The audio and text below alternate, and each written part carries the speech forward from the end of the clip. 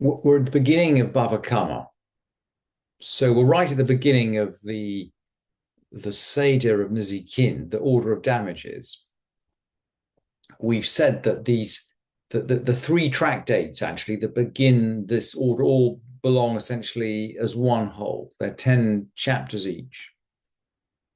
They begin just by laying out the principles on which civil damages are going to operate. And the first one that we're going to see in this Mishnah, which is the second Mishnah of the chapter. Kol shechavti bishmirato hichshavti et nisko. Difficult to translate. Kol shechavti bishmirato. Everything that I'm responsible for taking care of, everything that I'm responsible for guarding. Hichshavti et nisko. I've made it essentially. I've made myself liable for damages. So in other words, if I do something that I'm responsible for guarding, like digging a pit, then I'm responsible for any damages that arise from the pit. And the Mishnah is going to elucidate this in a bit more detail now.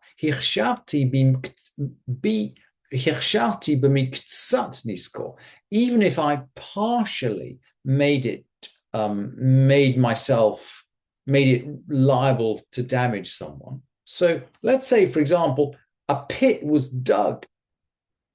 A pit was dug in the middle of the road, but it wasn't deep enough to cause damage.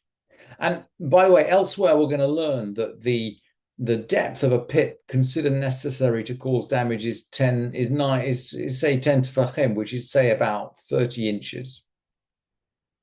Maybe that pit wasn't big enough when I arrived, but I made it bigger. So if I deepen that pit to the point that it passed the necessary minimum depth for being dangerous, for being liable for guarding, if I bring it past that depth, I now take on full liability for it. If I partially made it dangerous, I'm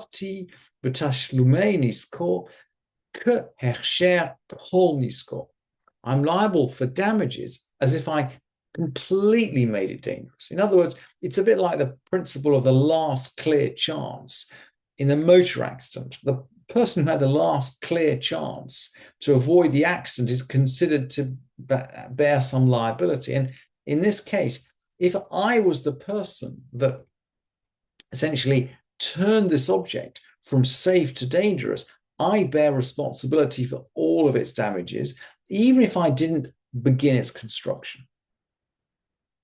What sort of property damage are we talking about? Well, the Mishnah then goes on to give a list. Nechasim she'ein bahem ma'ila, property that doesn't have ma'ila. In other words, property that belongs to private people. If it belongs to the Beit Mikdash, then okay, I'm liable to bring an offering if I damage it, but I'm not liable under civil law. So the laws of civil damages don't apply. Property has to not have ma'ila. Unechasim she'ein livnei brit, property that belongs to the bnei brit, the people of the covenant. These are Jews. So if you're not Jewish, your property isn't liable in a Jewish court for damages. And there's Michael Broider, the Dayan from Atlanta, has written a paper essentially outlining the concept of reciprocity, which the Meiri gets round to in medieval times when he writes about relationships between Jews and non-Jews. It's as if in the time of the Mishnah, non-Jews are somehow out of the pale. They don't respect our laws, but we don't include them then in our legal protections. Unechasim miyuchadim, property that is owned. Someone has to own it for it to be liable for damages. So, for example, in the seventh, the ownerless property, or property in the seventh year, which is by definition ownerless, is not liable for damages. Chutz and chutz hamyuchedet lamazik, other than property which is not in the domain of the person that causes the injury. So let's say your ox comes into my domain and somehow it's damaged in my domain. I might say to you, gosh, what was your ox doing wandering around in my garden? If I damage your ox out in the public space, I'm liable, but I'm not liable if your ox wanders into my garden. At that point, it's your responsibility.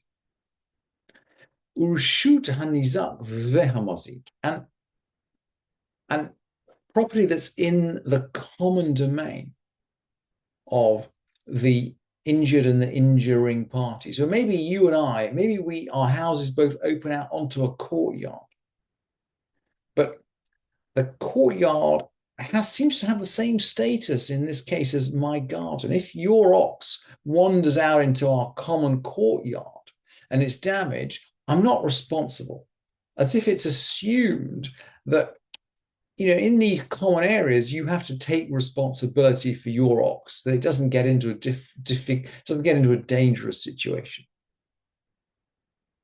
And then the Mishnah concludes, Uchshezik chav hamazik, mashalem. And when injury is caused, the person that injures is liable. Ukshizik chav hamazik. When injury is caused, the person who makes the injury is liable. Mashalem tashlumei nezek b'mei tava aretz, and he pays damages with the best of his land. And we saw this pasuk. We saw this idea in the first Mishnah, which we looked at yesterday. So it must be an important idea because it's repeated here that when we hand over damages, we're going to hand it over in good property. Having said that, we're going to assess damages with money. Shum kesef, b'shovei kesef. Assessment is in money, or it's essentially in something like money. So if you damage me and I damage you, we don't say these two things just cancel out, but we'll assess both damages in money, and then we'll see what the net payment is. Assessment is before a court, bifnei bet din. There's a long list here. Bifnei bet din. Assessment has to be before the bet din. Ve'al pi edim. It's got to be by witnesses. B'nei chorim, b'nei brit. They have to be free, and again, they have to be Jewish. They have to be b'nei brit, people of the covenant. Ve'hanashim bichlal hanezek. Women are included in damages.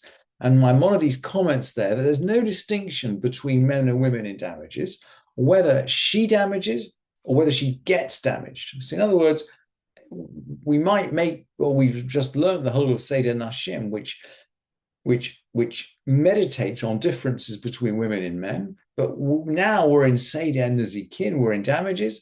There's no distinction in Seder Nezikin between women who damage and men who damage, or between men and women who are damaged. They're treated exactly alike.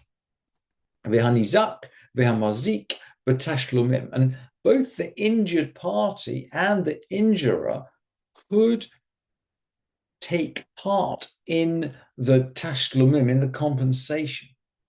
It's a really interesting idea, and we see it in the ox.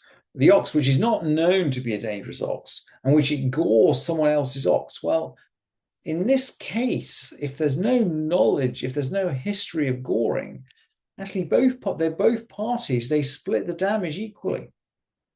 So it is possible to have some situations which we might call no fault in modern insurance terminology, and the injured party and the injuring party essentially divide up the costs of the injury.